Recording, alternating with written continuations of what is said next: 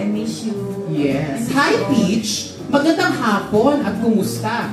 Sa local at foreign singers, sino ang gustong-gusto mong gayahin at sino ang pinakaayaw mo namang gayahin?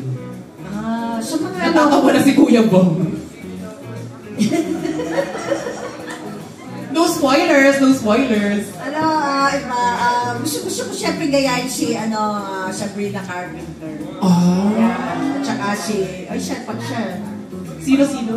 Sabrina, yung espresso. Yung bagong, oo. Please naman. please, yun.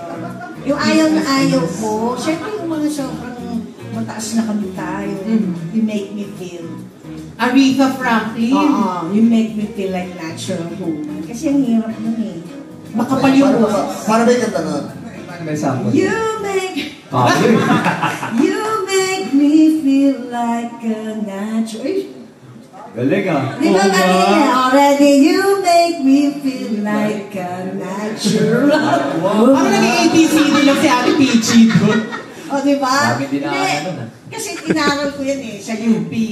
Hindi totoo, hindi ko talaga hanggang ngayon, hindi madali yung mga notes. Correct, oo. Kasi makapalang boses ni Aretha. Hindi, tsaka siguro talagang basta hindi ko talaga, ha? Franklin Fernandez. Hindi ba yun? Hindi singer yun. Siya yung mga ganong klaseng kanta. Ano ba yun? Jazz ba yun? Parang R&B nga yun eh, na parang yung mga black talaga na power belter.